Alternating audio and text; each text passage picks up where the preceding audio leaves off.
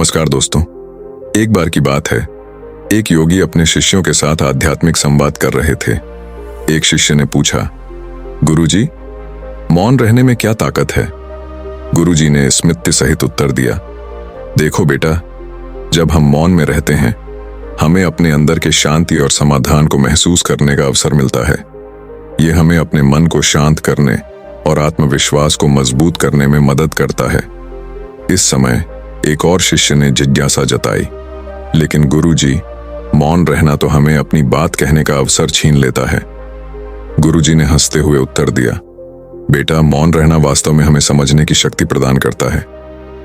कहीं ना कहीं यह हमें और भी समझदार बनाता है, जिससे हमारे वचन और आचरण और भी प्रभावशाली होते हैं। शिष्यों ने गुरुजी के शब्दों का समय समय पर अनुभव किया और उन्होंने मौन रहने की ताकत को समझ लिया। जैसा कि शिष्यों ने गुरुजी के शब्दों को समझा, वे नियमित रूप से मौन साधना का अभ्यास करने लगे। धीरे धीरे उन्हें अपने अंदर की गहरी समझ और शांति का अनुभव होने लगा। एक दिन गुरुजी ने अपने शिष्यों से कहा, आज हम एक अभियान के लिए जा रहे हैं जिसमें हमें एक गांव की सेवा करनी है। हमें गरीबों के लिए खाद्य बांटना। शिष्यों ने उत्साह से स्वीकार किया और उन्होंने गुरुजी के साथ गांव की ओर प्रस्थान किया। रास्ते में वे एक गहरे खाड़ी के पास पहुंचे, जहां एक पुल का निर्माण चल रहा था। गुरुजी ने शिष्यों से कहा, चलो, हमें पुल के निर्माण में मदद करनी चाहिए। शिष्यों ने खुशी खुशी स्वीकार किया और उन्होंने गुरुजी के साथ काम शुरू किया। परंतु कुछ समय बाद एक भारी पत्थर गिरने से एक शिष्य चोटी के नीचे आ गया। इस घटना के बाद सभी शिष्य चिंतित हो गए और कुछ समय तक काम को रोक दिया। इस बीच गुरुजी मौन में बैठे रहे और अपने शिष्यों को साहस देने की कोशिश करते रहे। धीरे धीरे शिष्यों में फिर से उत्साह और साहस उत्पन्न होने लगा।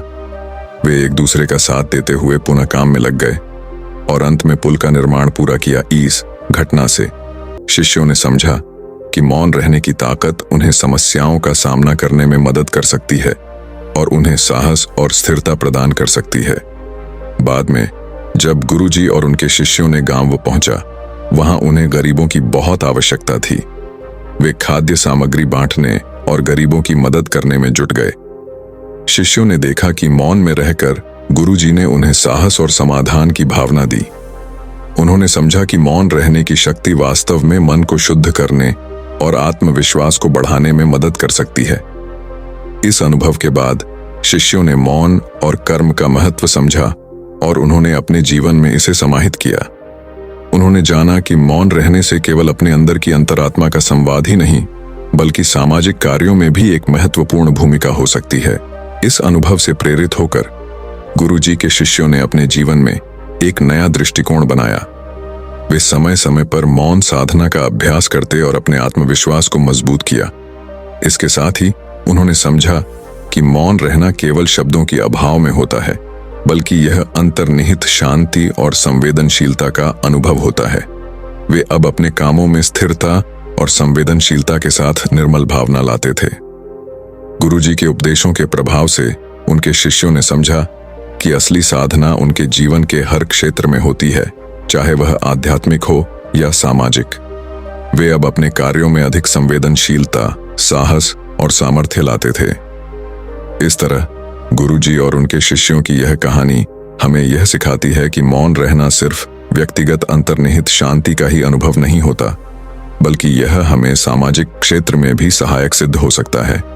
इसके साथ ही यह हमें यह भी बताती है कि सच्ची साधना सिर्फ ध्यान और ध्यान में नहीं, बल्कि अपने कार्यों में उत्साह और संवेदनशीलता से किया जाता है।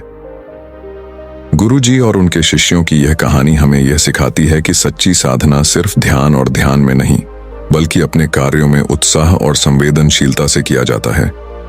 वे अपने जीवन में अपनी आदतों को बदलकर समय समय पर मौन साधना का अभ्यास करके और अपने कार्यों में सामर्थ्य और समझ लाकर उत्साह को बढ़ाया। उनका अनुभव हमें यह सिखाता है कि साधना और सेवा का मार्ग हमें अपने जीवन का उद्दीपन और सच्ची संवेदनशीलता प्रदान कर सकता है। आसमान नारंगी और सुनहरे रंगों से रंग रहा था। शांत प्रतिबिंब के उस क्षण में उन्हें पता था कि उनकी यात्रा पूरी हो गई थी। हालांकि उन्हें रास्ते में कई चुनौतियों और जीत का सामना करना पड़ा था, लेकिन उनकी सबसे बड़ी उपलब्धि वह बहुतायत नहीं थी जो उन्होंने हासिल की थी, बल्कि वे जीवन थे जिन्हें उन्होंने छुआ था और वे दिल जिन्हें उन्होंने उम्मीद से भर दिया था। जब तारे ऊपर चमक रहे थे, राज और माया मुस्कुराए, यह जानते हुए कि उनकी विरासत उन अनगिनत आत्माओं में जीवित रहेगी जिन्हें उन्होंने अपने सपनों का पीछा करने और भीतर की शक्ति को अपनाने के लिए प्रेरित किया था।